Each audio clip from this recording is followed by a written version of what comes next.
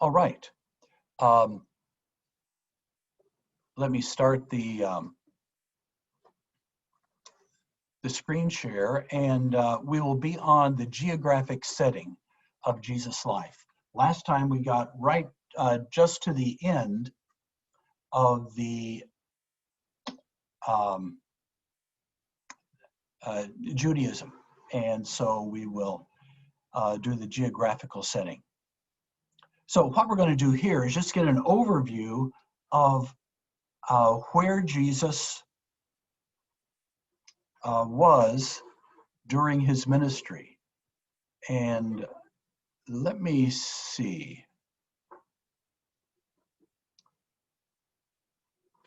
This is strange. I'm not seeing anybody on the side. Is your screen share normal on your computer? Is it the way it normally is?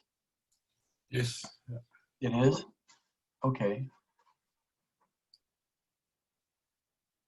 Are you screen sharing right now, sir? Yes.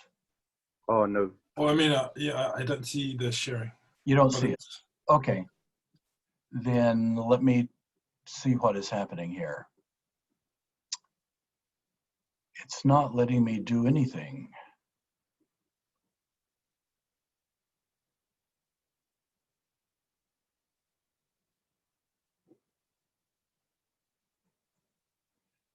Okay.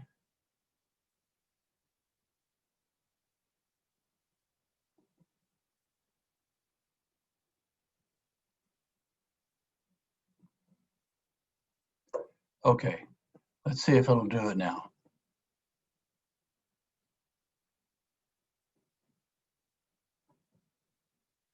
Okay, do you have screen share now?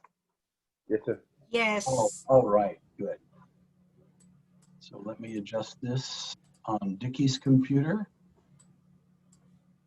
All right, what we're going to do now is just give an overview of the geographical setting of Jesus' life. And we're going to look at the Levant. Does anybody know what the Levant is? Is that word ring a bell with you? The Did somebody Levant. mention in Psalms? What's that? Is it a creature or something like that? No. I think that's Leviathan. The Levant is the area at the eastern end of the Mediterranean Sea. This area in the red there is called the Levant. And you know ISIS, the Islamic State, what is it? Islamic State, I forgot what it stands for. In Syria, maybe. But it's also called ISIL, and that stands for the Islamic State in the Levant. And so it's this area here going from Syria down through Jordan, down into Egypt. All of Jesus' ministry, except for his trip to Egypt, was done in the Levant. He never got out of that area. And here is another map of the Levant, there with Syria, Jordan, Lebanon, and this is the way that it's divided up today.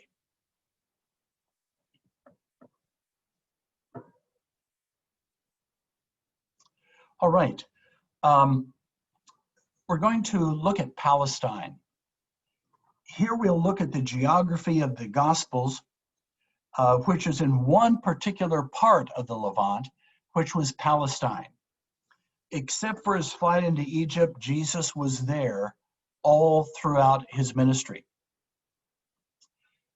So Palestine was the setting for the bulk of Jesus' ministry in Galilee and in Judea. Palestine was named after the Philistines, who came from the island of Crete. So basically, it means the land of the Philistines. Here is an overview of the land of Palestine. Its western border is the Mediterranean Sea. The major bodies of water here, as you can see, are the Sea of Galilee in the upper part and the Dead Sea down in the middle lower part. And here is another map of Palestine. And you'll see the Sea of Galilee there at the top. And the Jordan River connects the Sea of Galilee going down to the Dead Sea. It ends there. It begins way up at the top of the map there around Dan and goes down into the Sea of Galilee and then out of the Sea of Galilee down to the Dead Sea. These are the major geographic areas of Palestine. On the left there, we have the coastal plain, that part that's right there on the coast. Next, we have what's called the Shephelah, which is like the foothills. And then we have the Central Mountain Range. They are not really high mountains, but it's the highest part of the area. It's where Jerusalem is. And then to the right of that, we have the Jordan Rift. This is where the Jordan River is. It is part of a long rift, and I'll show you a picture of that in a minute, that goes all the way from Syria down into Africa. And then on the right, we have the Transjordan Plateau. Here we have some higher mountains. Mount Pisgah was there where Moses looked at the Holy Land, the Promised Land on the other side of the Jordan. So you'll see that the major parts of Palestine are vertical.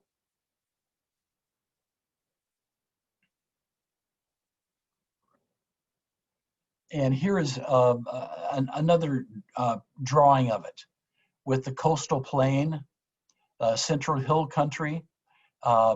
It doesn't divide up the Shephelah there in the middle, but then you have the Jordan Rift and then the Transjordan Plateau.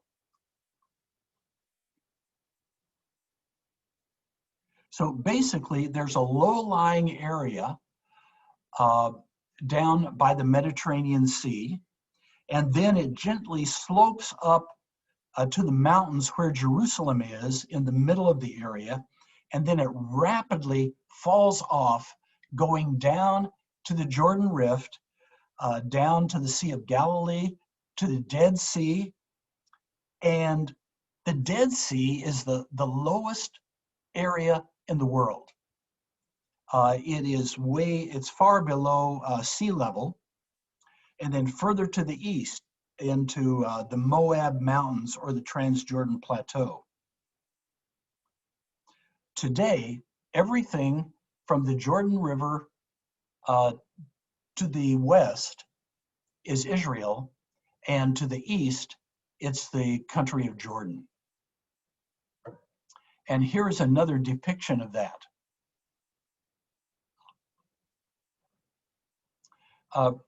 Remember the parable of the Good Samaritan, and the person is going from Jerusalem to Jericho.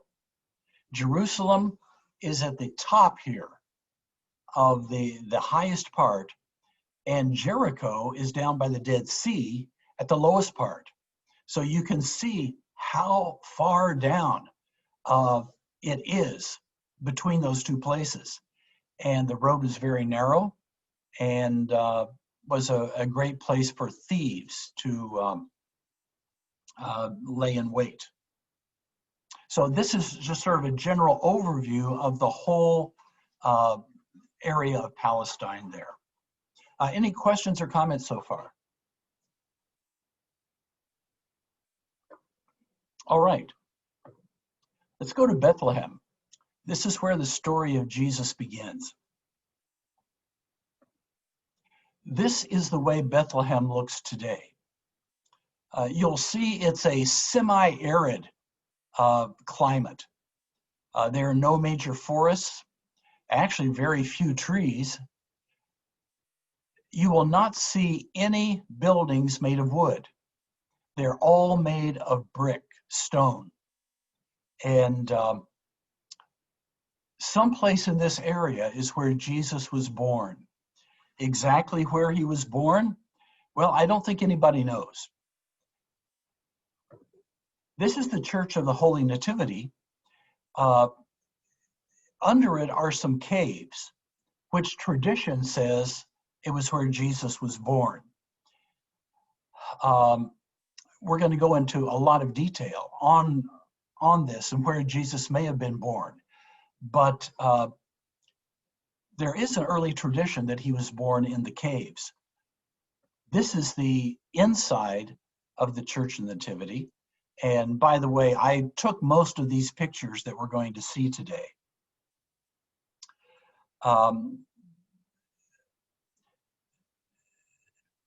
As we're going to see, Christians, if there's a holy place, Christians tend to go and build buildings on top of them. And, you sort of wish they wouldn't. I mean, they're holy places, great things happen there. But how about leaving it as it is so we can see what it was like? Constantine's mother, Emperor Constantine, in the 300s, went to the Holy Land and built churches on top of the sacred places.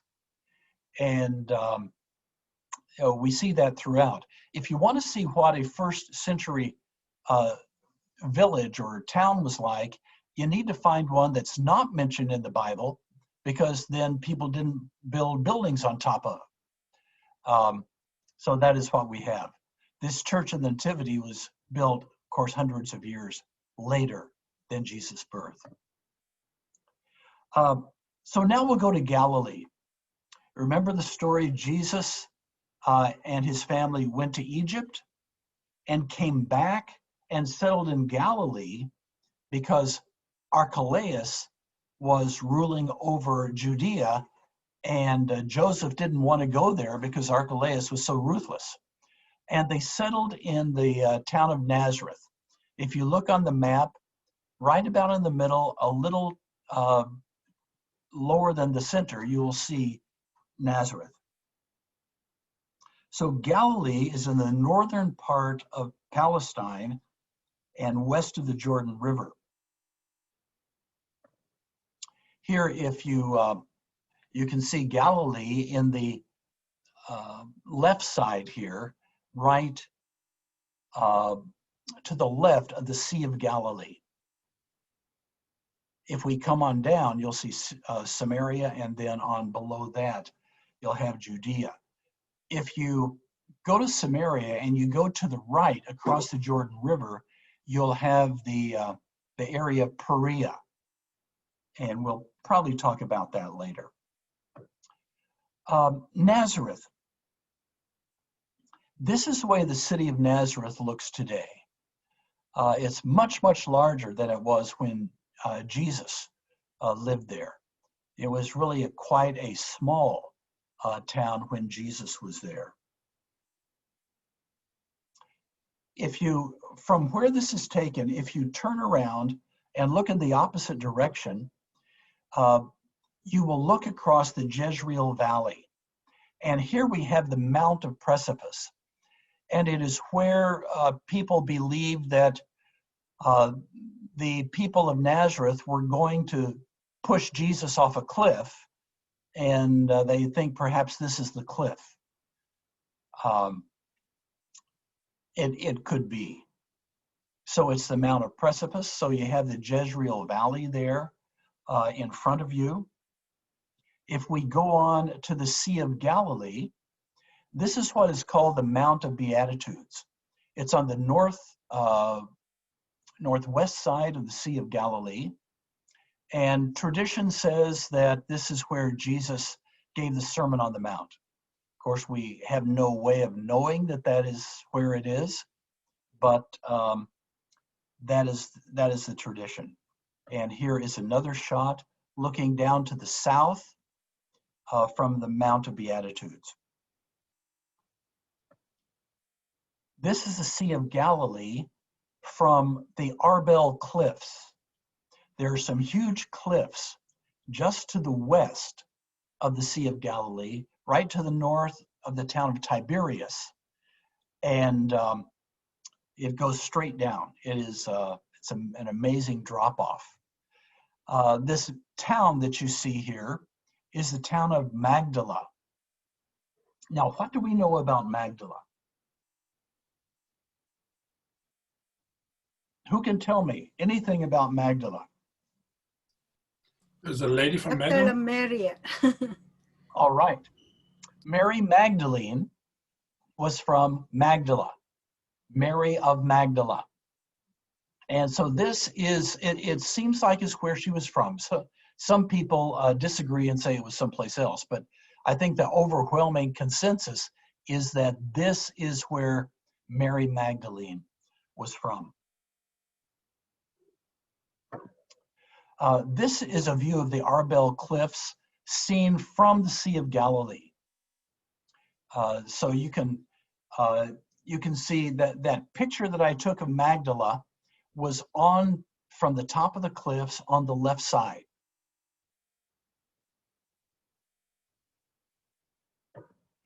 And this, you can see in the distance, the eastern shore of the Sea of Galilee.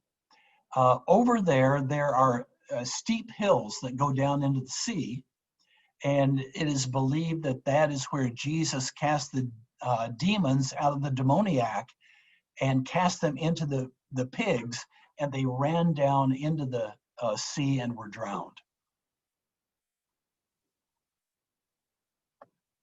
And here is the southern shore of the Sea of Galilee.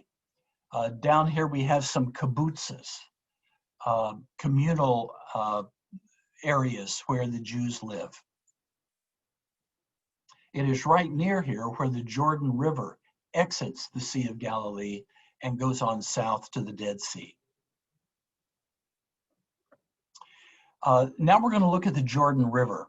And here's a little map of it going down from the Sea of Galilee down to the Dead Sea. This is the way the Jordan River looks today. It is, it's much smaller than it was in the day of Jesus.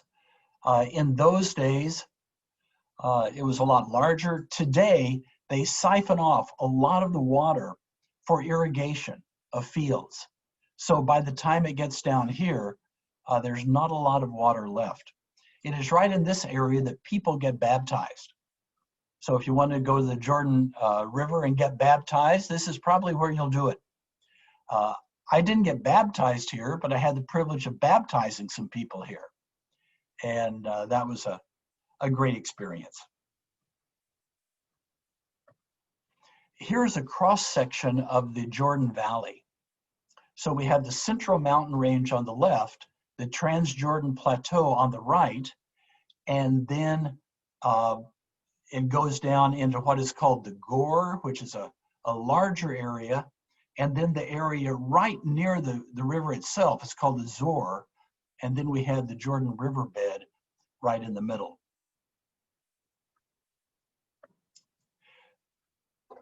The Jordan River Rift is part of what is called the Great Rift. It starts in Syria, way in the top of the map here.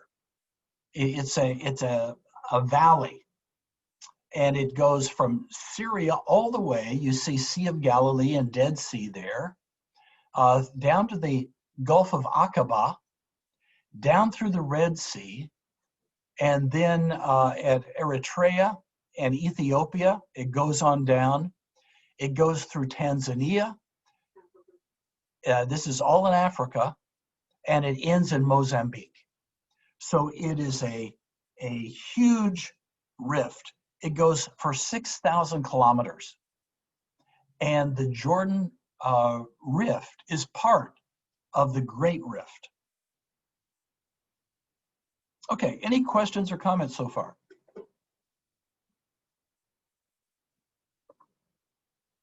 Okay. Caesarea Philippi. It is now called Banias. It's to the far north of Palestine. It's right at the base of Mount Hermon. This cave here is one of the distinguishing features of Caesarea Philippi.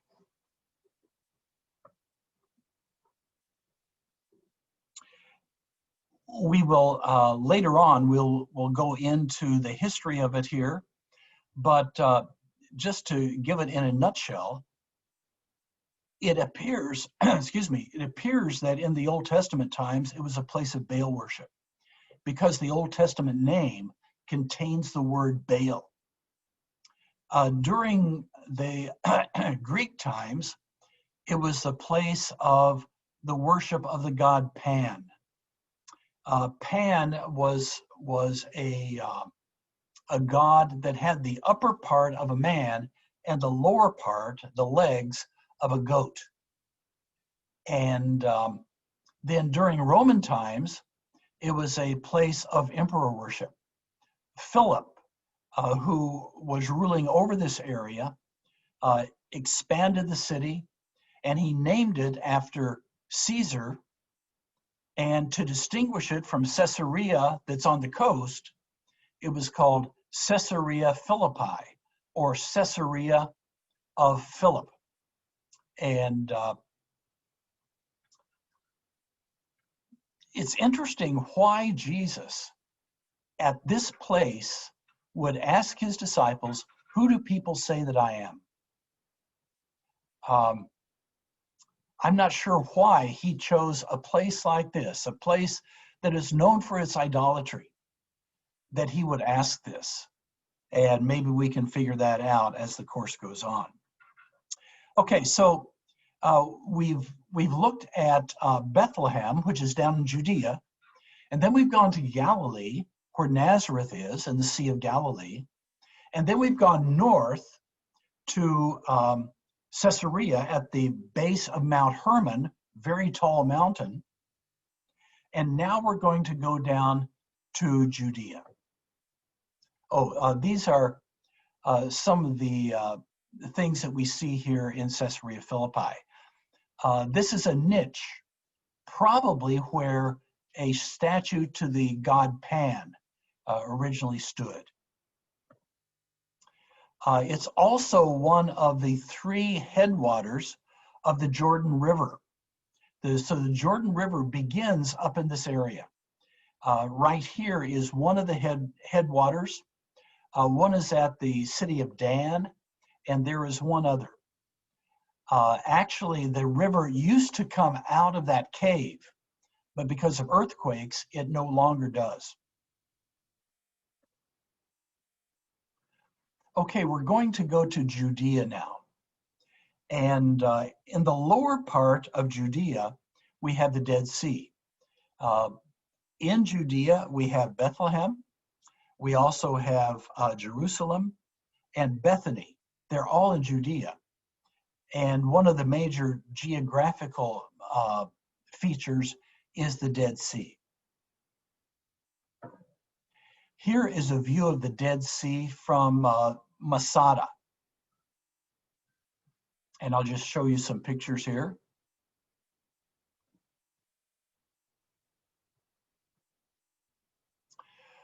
And the Dead Sea is dead.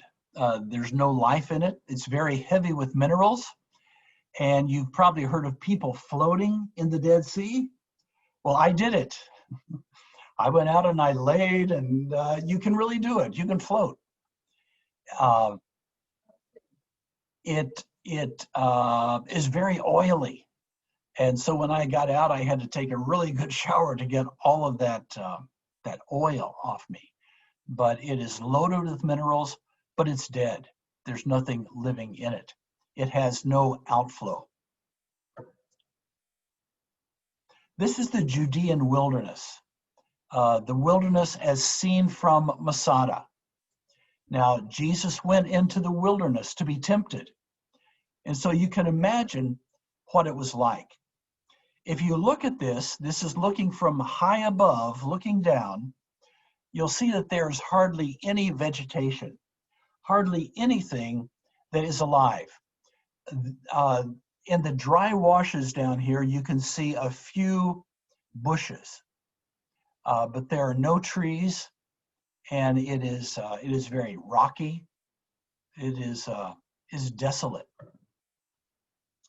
and all of this is from Masada.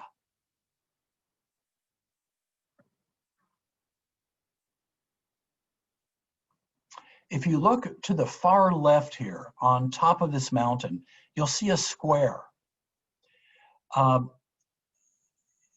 When the Jews rebelled against Rome, of course, the Romans came down, destroyed Jerusalem in AD 70, and then they came to Masada. This square here was a Roman encampment, and they had several of those around Masada. So you can still see the remnant of that today.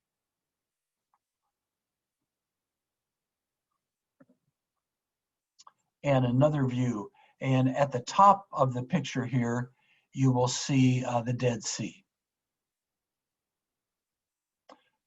Any questions or comments so far? All right. Let us go to Jerusalem. This is the way that Herodian Jerusalem looked. Sort of a map of the city. And you'll see at the upper, little to the right there, we have the Temple Mount. That is the greatest feature of the city of Jerusalem. This was the work, as it was in this day, of Herod, the great builder, Herod the Great. Down to the right, we have the city of David. And then we have the walled city as we see it here. There are several walls. And if you see right in the upper middle, it says Tyropoion, and there's a wall right to the left of that. That is the wall that stood when Jesus was crucified. Right to the left of that, you will see Golgotha. And that is where the Church of the Holy Sepulchre stands now. The wall on the far left there was added at a later time. So it said that Jesus was crucified outside the city, and he was. It is outside that wall there, which was standing when he was crucified.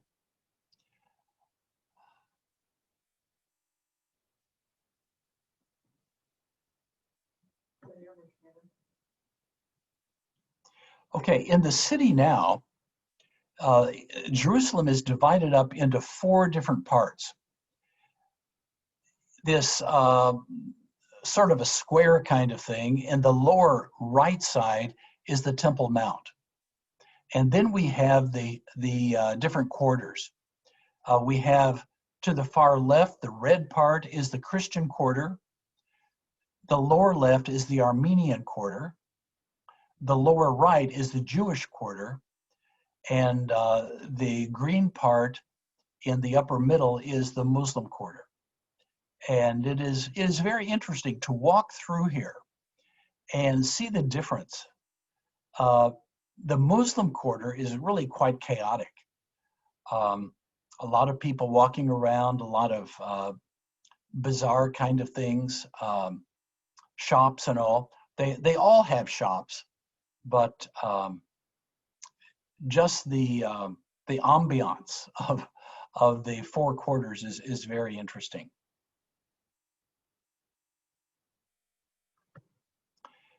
This is the Temple Mount there in the distance as it looks today. Of course, the predominant architectural feature there is the Dome of the Rock, the Muslim mosque. And the Temple Mount is under the authority of the Muslims. Um, this is a must-see thing when you go to Jerusalem. Um, very, very, very interesting. There's another shot of the Temple Mount. And this is looking from the Mount of Olives. You'll see right below us is a cemetery, right down at the bottom there. And then if you look at the wall going across the middle, just or below it is a Muslim cemetery. If you go to the left, it's a Muslim community. And between where we are here looking and the Temple Mount is the Kidron Valley. Here is a shot of the Kidron Valley. That thing on the mountain right in front of us is the Jewish cemetery.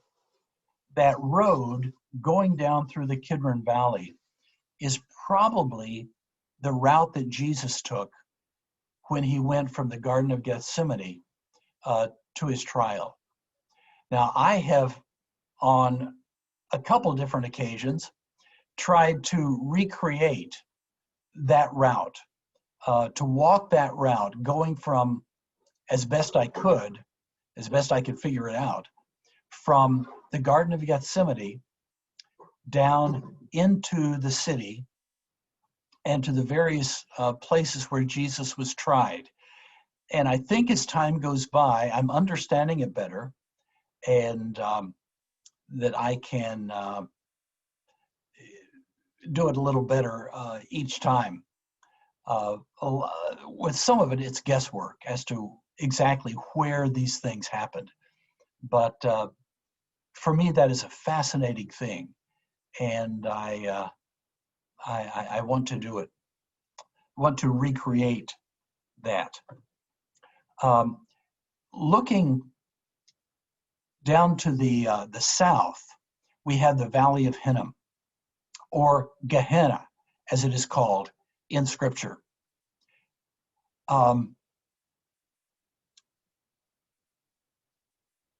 The area across, right in the middle, it is sort of a brown area, not below, but in the middle there, is Akeldama, the field of blood. Now, you know that hell in the New Testament is a translation of Gehenna. And it was a place where children were sacrificed in the Old Testament. It was a garbage dump in New Testament times, and it was continually burning. And it was a good representation of what hell was like. So you want to see hell? Well, there it is. There's Gehenna, the Valley of Hinnom. In fact, the last time Dickie and I were there, we wanted to go to a certain place, and we needed to go through the Valley of Hinnom.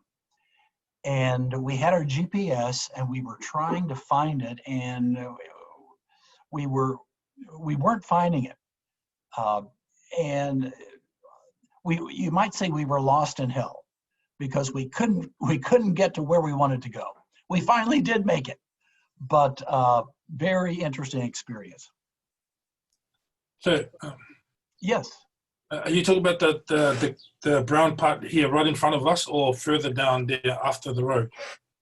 The one further down, farther Okay. away from you. Yeah, Okay. farther away from you. That is Akeldama.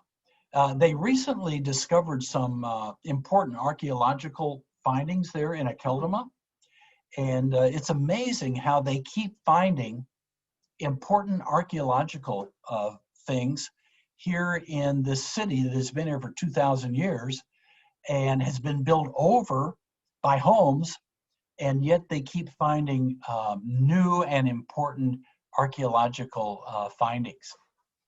To me, it's fascinating. You can actually go to hell and back, right? That's right. That's right. Here we have the Mount of Olives. There in the far distance is the Mount of Olives, and this is the Garden of Gethsemane. Maybe the way it looked when Jesus was there 2,000 years ago. These olive trees are very old. Now, they were not there when Jesus was there. But the way I understand that olive trees reproduce, that these trees that we see here could be the descendants of the very trees that were there when Jesus was there. So, yeah, we can't see the same trees, but we can see their great-grandchildren.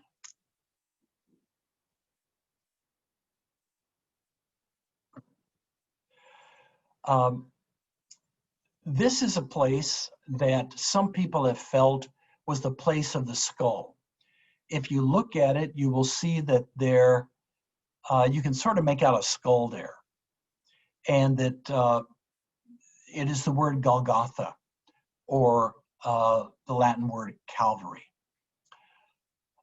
I don't believe this is it. And when we get to Jesus' crucifixion, we will talk about this more. But the garden tomb, which you've probably heard of, is there, which I don't think is the tomb that Jesus was buried in. It is a first century tomb, and it's one probably very similar to what Jesus was buried in, but I don't think that's it. If we want to go to the place where Jesus was crucified and buried, this is actually probably the place, the Church of the Holy Sepulchre. Again, like I said, the Christians went and built churches on top of the important places. But this has the ancient tradition of being the place where Calvary was, where the tomb was. John tells us that there was a garden. So the place that Jesus was crucified, the place where he was buried, and a garden were all together. And this is ancient tradition, and we need to take ancient tradition very seriously, because there were Christians there from the time of Christ. From that time on, there was never a time when there were no Christians. And so that tradition that they had of this being the place, I think is very important. Now, if you go in, it'll look like a very fancy Catholic church. There is a place, if you go through those doors, you go to the right, go up steps, you can perhaps see the actual place where the crucifixion took place. It's very interesting. If Christianity has a holy place, I believe that this would be it. Now, we know that Jesus is everywhere, you know. In Colossians, he is the cosmic Christ. He's everywhere. And he's just as much with you today where you are as he is in this church. But it's a moving experience to go to the place where it may be that Christ was crucified. And this is another shot of the Church of the Holy Sepulchre. The dome that is in there. Now, in Jesus' day, Samaria separated Galilee and Judea. So in order to avoid Samaria, Jews would go across the Jordan River, up on the east side of the Jordan River in the country of, or the area of Perea, and then go back over into Galilee and avoid going through Samaria. In John chapter 4, we see that Jesus didn't do that at that time. He did it at other times. but there he went through Samaria. He talked to the woman by the well in Sychar. Okay, so that is just sort of a geographical overview of Jesus' life. Do you have any questions or comments?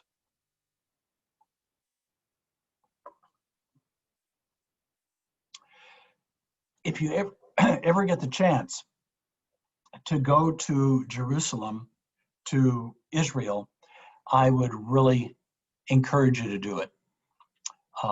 In fact, I would like to take the Life of Christ class to Israel, and we could see it for ourselves. It will help you to visualize the things that you read about in Scripture. All right.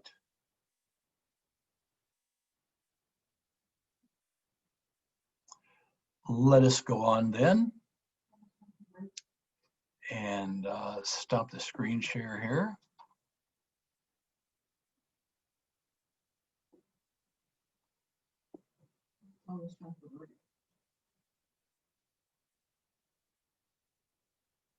Yeah, okay, let's see.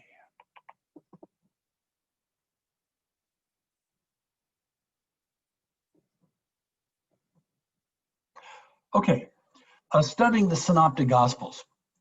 This, of course, is where we get most of what we know about Jesus. And I'm going just to, hopefully we won't have to spend a lot of time here, but I think it's important that we understand how we need to approach the Gospels and understand the stories and the teaching of Jesus that we see there. Now, this is the Synoptic Gospels. It doesn't include the Gospel of John, because there's very little overlap in the order of the events in the Synoptics and John.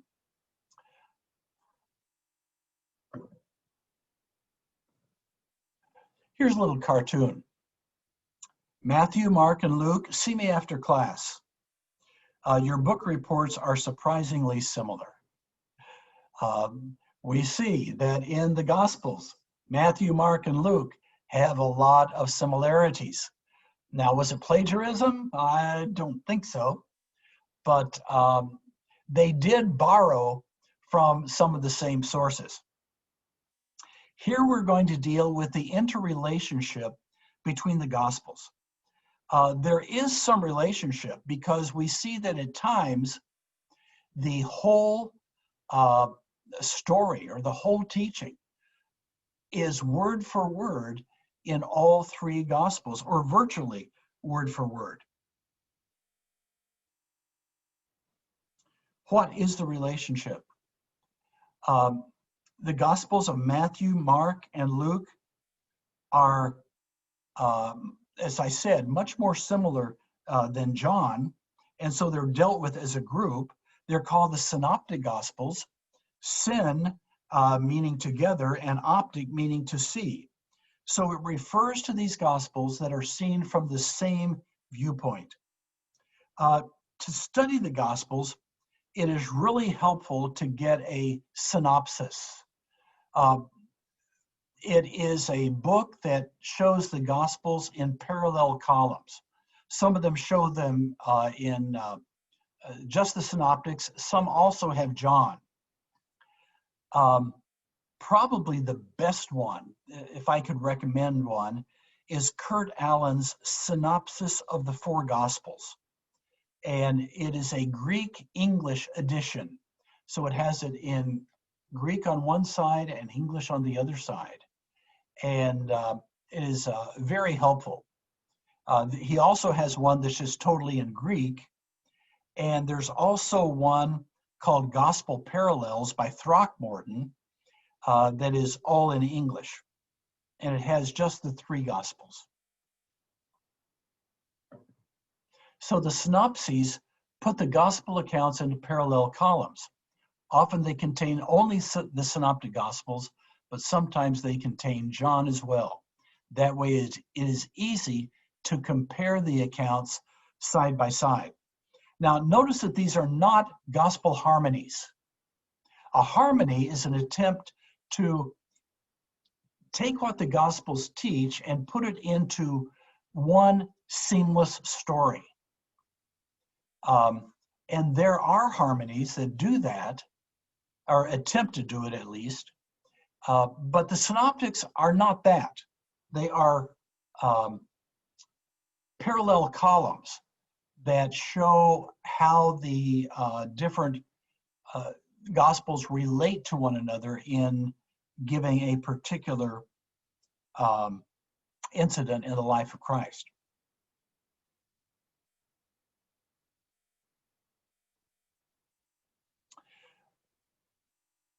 One thing that complicates this is that sometimes synopses are called harmonies.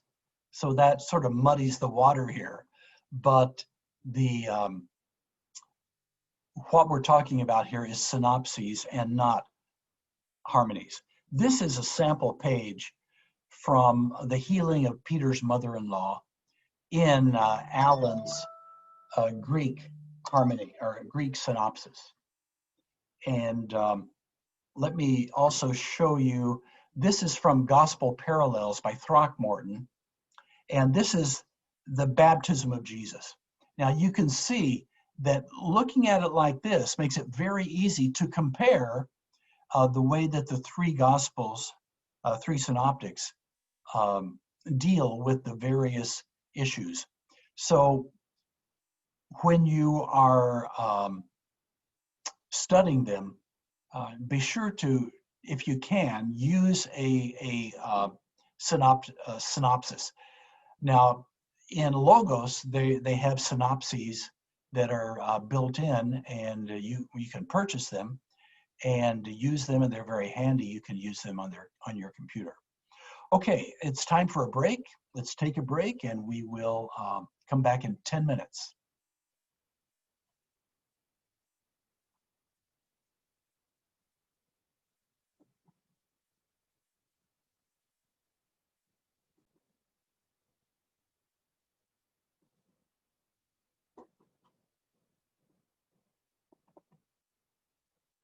All right.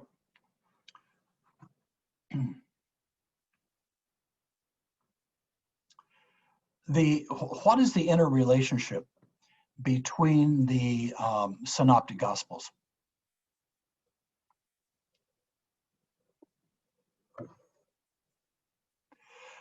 We see, first of all, common subject matter. Mark has 661 verses, Matthew 1086, and Luke 1149. Of the 661 verses in Mark, 606 are found in Matthew, 350 in Luke. So over 90% of Mark's verses are found in Matthew, over 50% are found in Luke.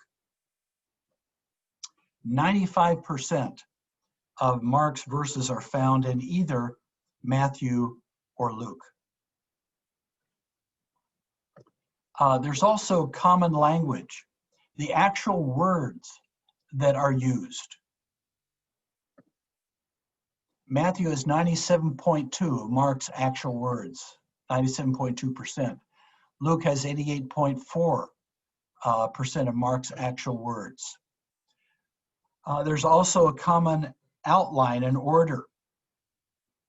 The sequence of events that we find in the synoptics follows Mark's order. Matthew sometimes varies the order of events. Luke sometimes varies the order of events. But there is no place where Matthew and Luke agree in arrangement against Mark. So we call this the Markan framework that all of the synoptics follow. How do we understand this relationship? Let's look at some proposed solutions to what's called the synoptic problem. And for those of you who had me in hermeneutics, we looked at this, but this is a revised version of this, revised lecture. First of all, we have what's called the two-source or two-document hypothesis. And this is the most accepted solution today to the synoptic problem. It says that Mark was written first. Matthew and Luke used Mark. Matthew and Luke also used another document called Q, which we're going to consider in just a minute.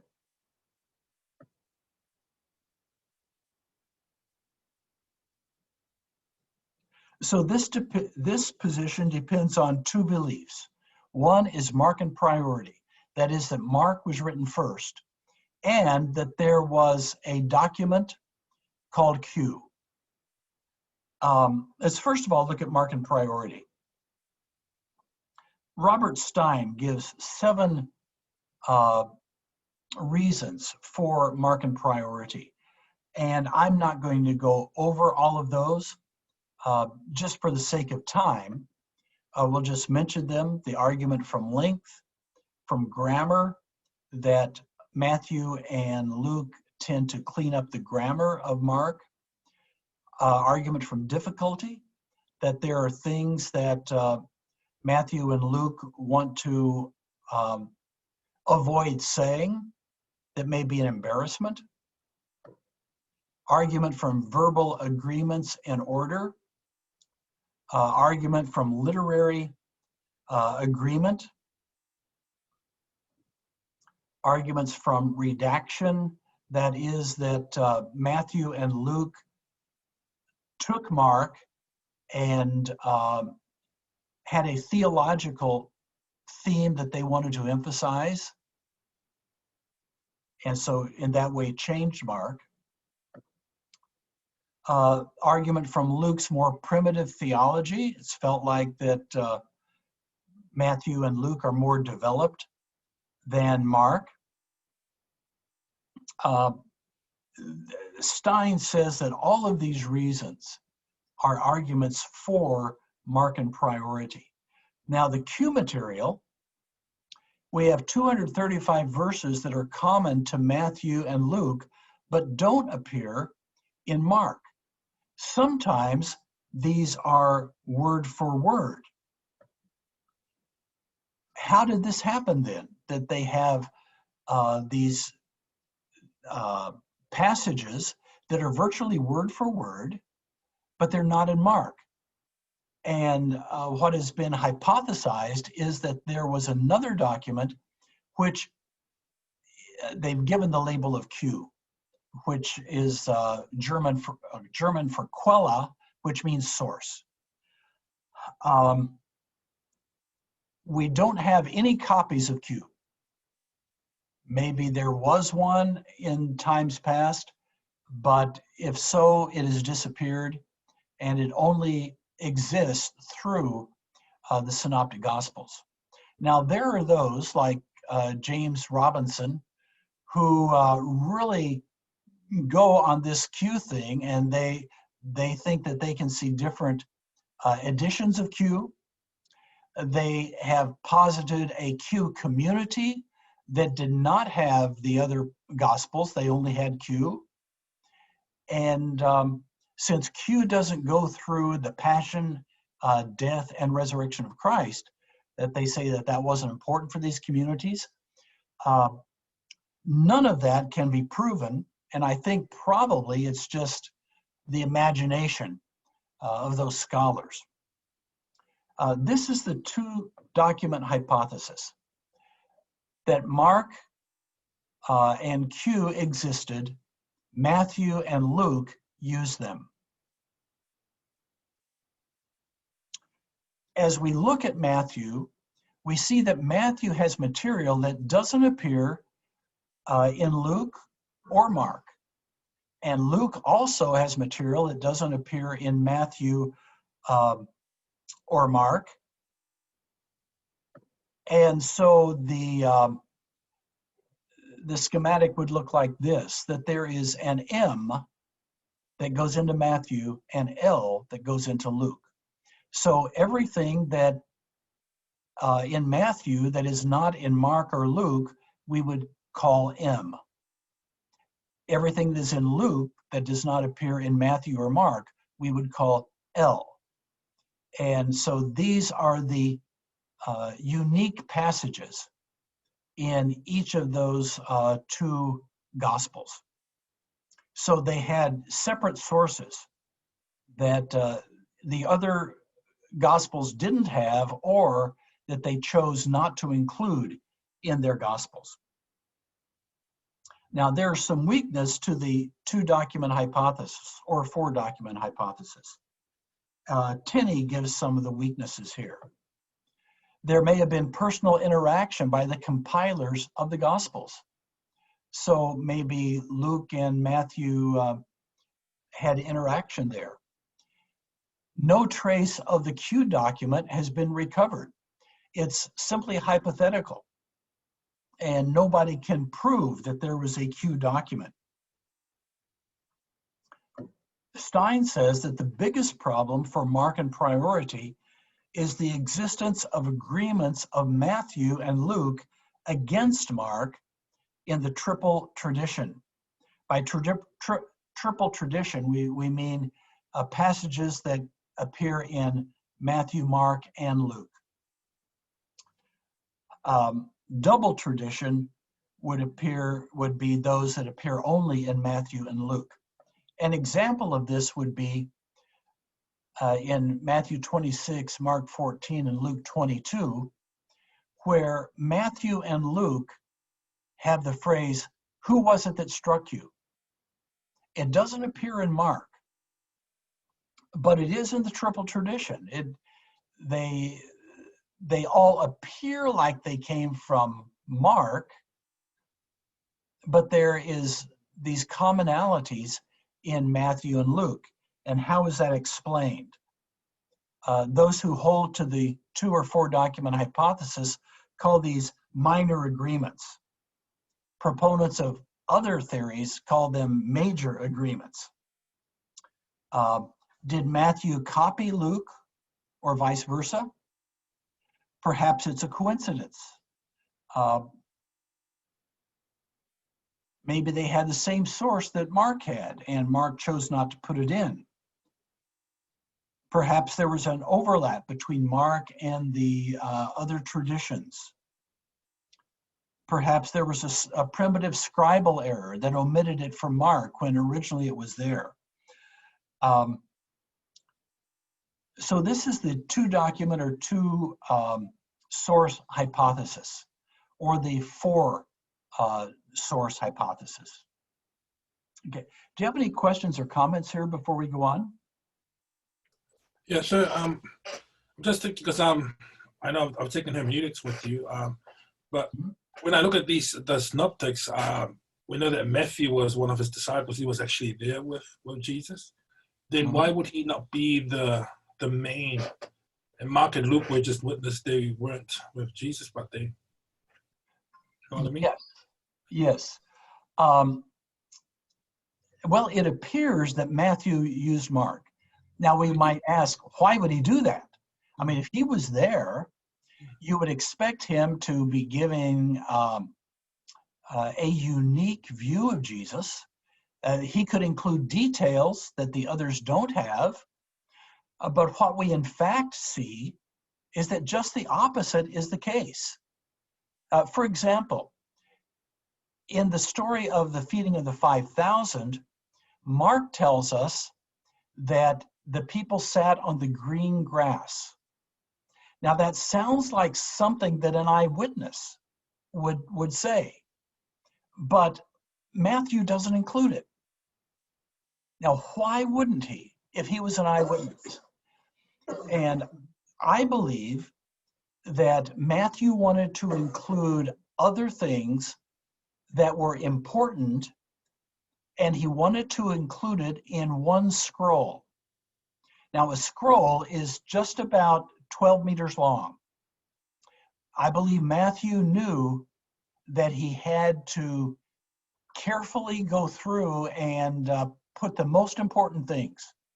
And an incidental thing like the green grass was not important enough for him. You know, he includes the Sermon on the Mount. Mark doesn't have that. He includes 5 major speeches given by Jesus, and but he knew that his space was limited. So I think that he probably edited out those little details because he didn't see them as being important. That would be my response to that. Yeah. Any other questions or comments? Sir, when you were talking about the Q source, does it means like that Q source also includes something about Jesus, like related with Jesus' life? Yes, and it's primarily teaching. It doesn't have a lot of narrative. It's primarily sayings of Jesus. Yeah. If it existed, and that's the question. And we're going to look at some theories here that do not go along with this 2-source or 4-source hypothesis. Sir, I have one more question also. Okay. Just it came to my mind, like as we are talking about life of Christ, and we have 4 gospels in the Bible. So like what can be the reason behind like having 4 different gospels, like instead of having 1? I don't know. I mean, that's a good question. 4 gospels were written, and these 4 were judged by the early church to be the inspired word of God. These were authoritative. These were canonical. Now, later on, other gospels were written, but the church rejected those. These have the sign of authenticity. These come from the time of the apostles. But why 4? I'm not sure. It sure makes it interesting to get 4 different viewpoints, and it complicates things because at times there are things that seem like they're apparent contradictions. I think if we really delve into it better, we'll see that they're not contradictions. But all I can say is that the Holy Spirit inspired 4 people to write gospels, and they all come from a different viewpoint, and they give us a more complete view of Jesus than we would have had if only 1 was written. Okay. Other questions or comments? All right, let's go to another possibility.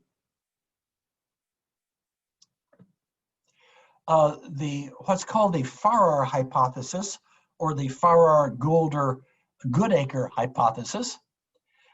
This hypothesis says that Mark was written first, that Matthew used Mark, and that Luke used Mark and Matthew. Okay, so Matthew was written first. I'm sorry, Mark was written first. Matthew then used Mark, and then Luke used Mark and Matthew. This has also been called Markan priority without Q. So here we have Markan priority, but we don't have Q. So we have Mark, Matthew, and Luke. In the 1950s, Austin Farrar first proposed the theory, and it was expanded in the 1980s by Michael Goulder. And today, the biggest proponent of this is Mark Goodacre, professor of New Testament at Duke University. It's based on 2 major premises. One is that Luke used Matthew, and the second is that Q did not exist. It emphasizes the minor agreements of Matthew and Luke against Mark, and says that there is evidence of Luke's use of Matthew, but not Matthew's use of Luke. So both the two-document hypothesis, or four-document hypothesis, and the Farrer hypothesis are Markan priority. Okay, both of them say Mark was first. Farrer hypothesis, we don't have Q, because we say that Mark was used by Matthew, and then Luke used those two gospels. So that then would eliminate the need for Q. Another theory is the two gospel hypothesis, or the Griesbach hypothesis. Around the year 1800, Johann Jacob Griesbach proposed a theory that Matthew wrote first and was the basis for Luke. Mark then used Matthew and Luke to write his gospel. More recently, in the 1960s, William Farmer proposed the same hypothesis. He said that Matthew wrote first, then Luke used Matthew and his own sources in writing his gospel, and then Mark was a condensation of Matthew and Luke. But where Matthew and Luke have material in common, it is not Mark that condenses.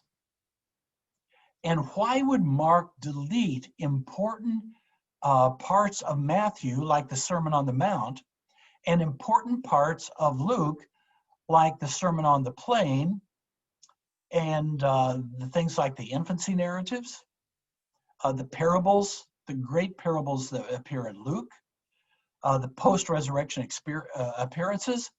Why would he eliminate those? Again, like the Farrer hypothesis, the two gospel hypothesis has no need for Q. The identical passages in Matthew and Luke are explained by Luke's use of Matthew. We might also add that the early church also believed that Matthew was the first gospel. So this hypothesis, we could say, has some external support.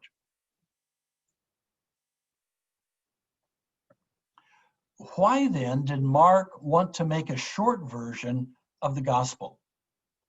And this hypothesis says that there are apparent contradictions in Matthew and Luke, and Mark wanted to smooth them out for the sake of inquirers who may be turned away by the idea of contradiction.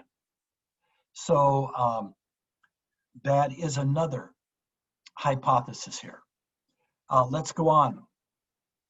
The orality or memory hypothesis, or the theory of oral tradition. One version of this says that each of the gospel writers wrote what they heard orally. Matthew took his own notes directly from Jesus. Mark reproduced stories about Jesus, and Luke reproduced the preaching of Paul. Now, certainly the accounts of Jesus' life were circulated orally for a period of time. We would think that they probably were. Maybe not.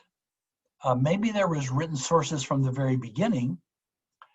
But I don't think that this theory squares with the facts of the interrelationship between the synoptic gospels. First of all, Luke tells us that he used written sources. Many have undertaken to draw up an account of the things that have been fulfilled among us, just as they were handed down to us by those who from the first were eyewitnesses and servants of the word.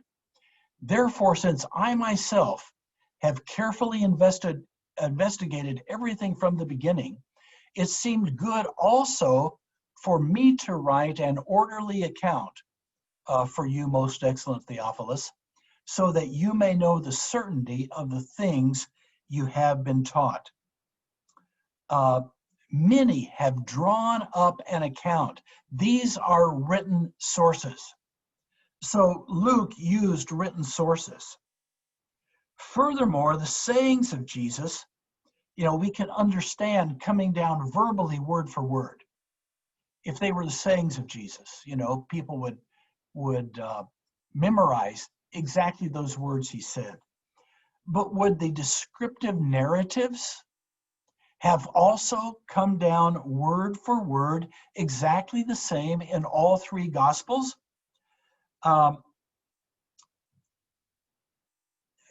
Perhaps you could imagine some of that happening, but certainly not throughout the Gospels the way that they are.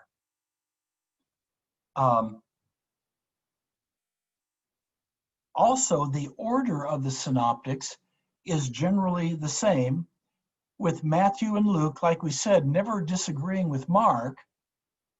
What are the odds of the order of the instances in the Gospels being basically the same if it was done orally? Very, very unlikely. Even details like parenthetical material gives away the fact that written sources were used. And by this, I mean the casual things that are put in there, like the phrase, "let the reader understand," that we have in Matthew 24:15 and Mark 13:14-16. In Mark 2:10, it says, "But that you may know that the Son of Man has authority to forgive sins, he said to the paralytic," this little parenthetical phrase here, "I say to you, how likely is it that all of the gospel writers would have it in exactly that way if it were all oral?" Probably it wouldn't happen that way. Now, there are those who hold that it was much more complex than we have portrayed here. Here's a chart from Rainer Reisner. And you can see this is very complex, with Jesus at the beginning. And then I'm not going to go into all of this, but you see the three Gospels at the bottom, and a way that he proposes that the tradition was handed down from Jesus and finally entering into our Gospels.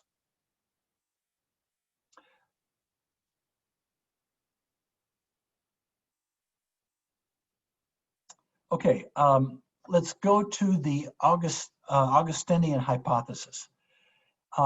Augustine lived in the 4th century, and he said that Matthew wrote first, which is what most people believed in that day, that Mark used Matthew, and then Luke used Matthew and Mark. Again, this would not require Q, but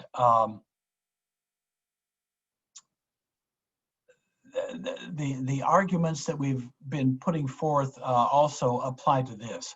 Another possible hypothesis is that Matthew used Mark and Luke. Several scholars recently, like Martin Hengel and N.T. Wright, have proposed that Luke used Mark and then Matthew used Mark and Luke. And again, this is not problem-free, but it would mean that Q was not necessary, and it would rule out the use of Q. So these are some of the hypotheses. Which one is right? Most scholars today hold to the two-document hypothesis, Mark and Q, with additional M and L coming into Matthew and Luke. Others hold to these various ones. Probably the second most popular one would be the Farrer hypothesis, that if you read Mark Goodacre's works, he's always writing on this and always attacking the idea that there was a Q. Um, okay, do you have questions or comments here?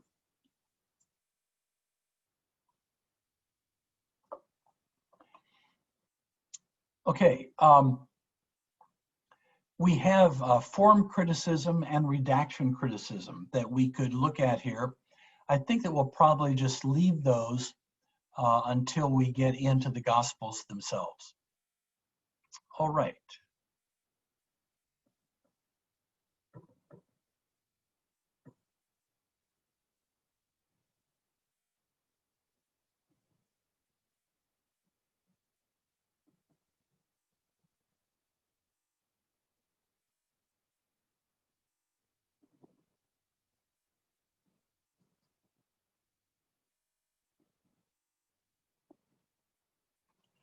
Okay.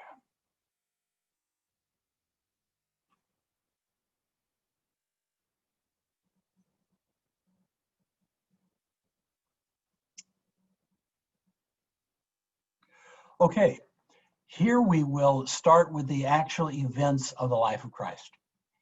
And of course, we will start at his birth. We will look at his childhood and the silent years. There are two accounts of Jesus' birth in the New Testament, one in Matthew and one in Luke. There are later apocryphal gospels, such as the Proto-Evangelium of James and the infancy story of Thomas, that include accounts of Jesus' birth and childhood. But these were composed centuries later, and they really don't give us any information about the birth and childhood of Christ. They are really fantastic stories. Both Matthew's and Luke's account affirm that Mary was a virgin when she gave birth to Jesus. And this is usually called the virgin birth of Christ. However, if we're going to describe the miracle of that happened here, it wouldn't be the virgin birth. It would be the virgin conception. Because Jesus' birth happened like any other child was born.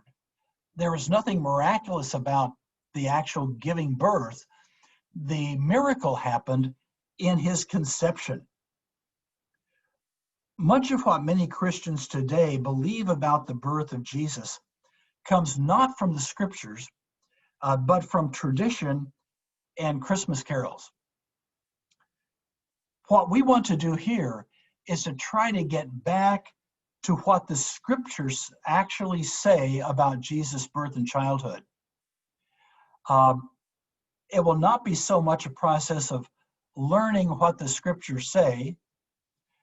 Most of us know it, but of dismissing the tradition that has grown up around the two birth narratives. Now, what I would like to do here is give you a quiz.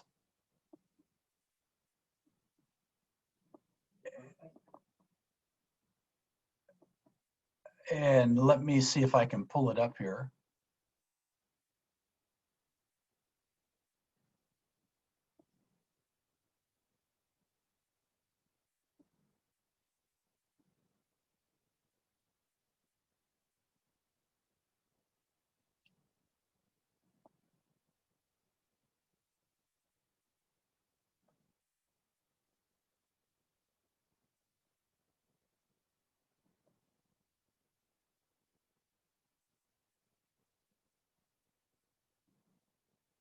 Okay, thank you for your patience.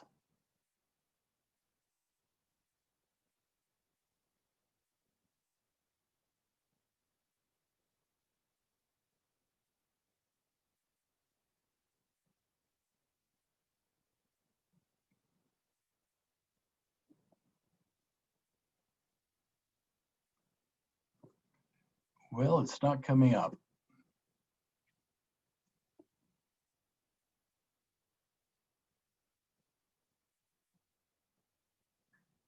Okay.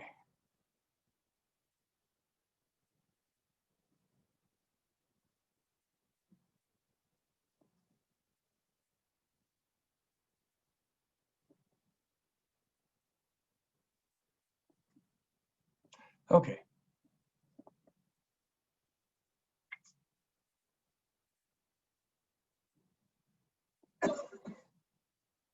Okay, this is a Christmas quiz. And I'm going to see how much you know about the birth of Jesus. And let me see if I can pull it up here.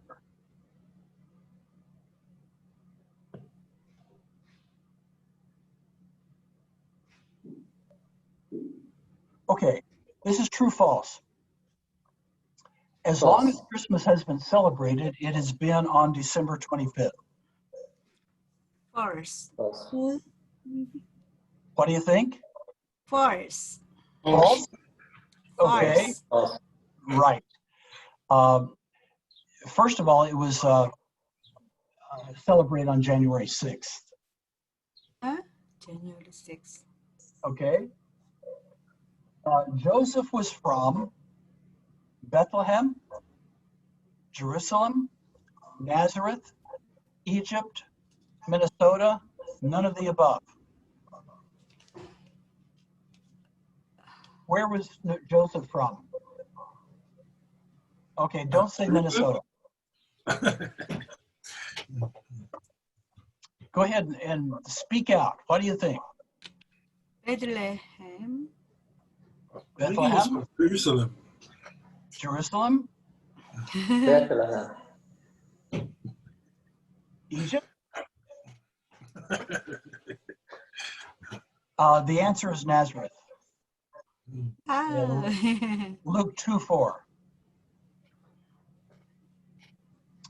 Number 3, how did Mary and Joseph travel to Bethlehem? A, camel, B, donkey, C, walked, D, Volkswagen, E, Joseph walked, Mary rode a donkey, F, who knows? E. E. Which one? E. E? E? Okay. The correct answer is F. Who knows? We are not told. We are not told how they got there. Number 4, true, false. Mary and Joseph were married when Mary became pregnant. False. True. True. False. False. False. Okay, it is false. It is false. They were engaged to be married, but they were not yet married. Number 5, true, false. Mary and Joseph were married when Jesus was born. True. True. True. Okay, well, this one is sort of true and false, because you'll read in Luke that they were engaged. Now, it was a little complicated because there was a 3-step what would we call it? There were 3 steps in this process, and there was an engagement where they would have to actually go through a divorce, even though they were not married, even though they had not consummated the marriage. And I think probably when Jesus was born, or when they went to Bethlehem, that they were in between these 2 stages. So were they married? Yes. Yes, in one sense, and no in another. So they were in the process here of Jesus, of when Mary gave birth. So it is not contradictory here, but it's just that we need to analyze where they are in this process that most of us are not familiar with today. Okay, number 6, true, false. Mary was a virgin when she delivered Jesus.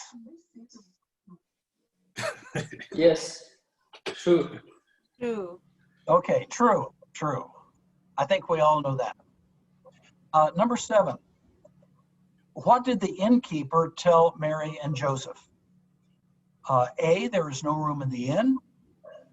B, I have a stable you can use.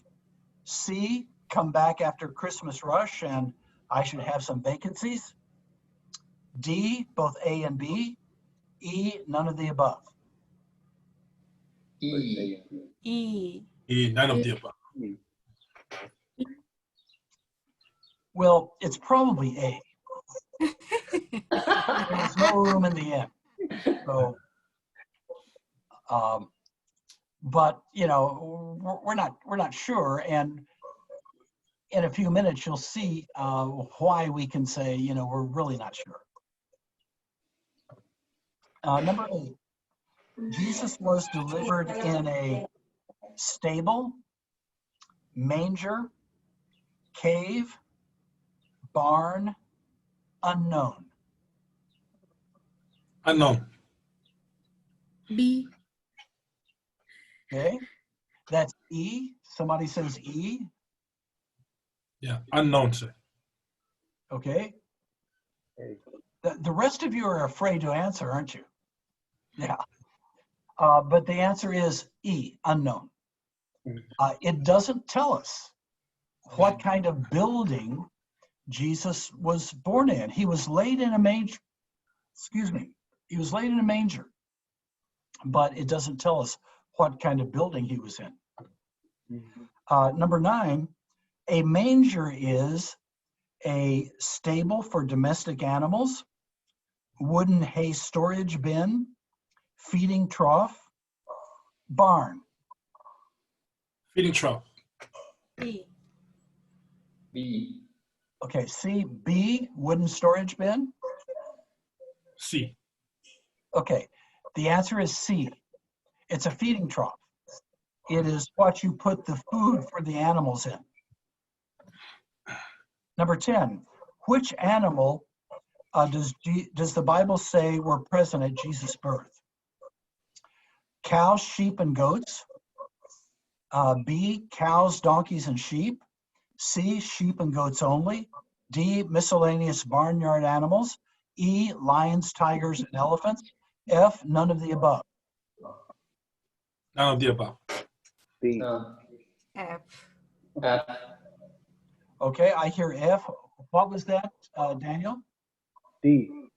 C, No, D, sir. D, miscellaneous barnyard animals. Okay, okay. The answer is F, none of the above. We're not told about any animals. 11, who saw the star in the east? A, shepherds. B, Mary and Joseph. C, 3 kings. D, both A and B. E, none of the above. None of the above. E. E, none of the above. Mm. Okay, that's the right answer. E, none of the above.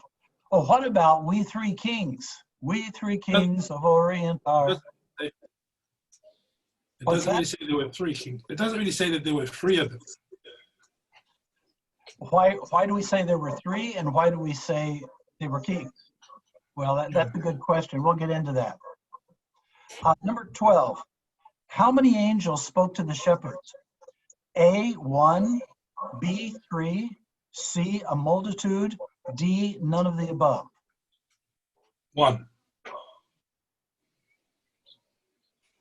A, Yeah, 1. I think it's A. your computer went off. Okay, the answer is A. Okay, our time is up, and we will we'll start here next time. And I know that you just cannot wait until we finish the quiz. So we will start here, and you all have a wonderful 2 days. We will see you on Friday morning or Friday afternoon in the case of the New Zealand people. And I will revise the the assignments from the chapters, okay? Oh, and by the way, we'll be starting 30 minutes later on Friday morning. So we will start at 10 o'clock on Friday morning. Okay? Okay. Okay? God We bless can you, together. and God we bless will see you. you then. Thank you. Thank you. Thank you. Thank you. Bye-bye. Bye. Bye. Bye, Cici. Bye, Pastor. Bye-bye.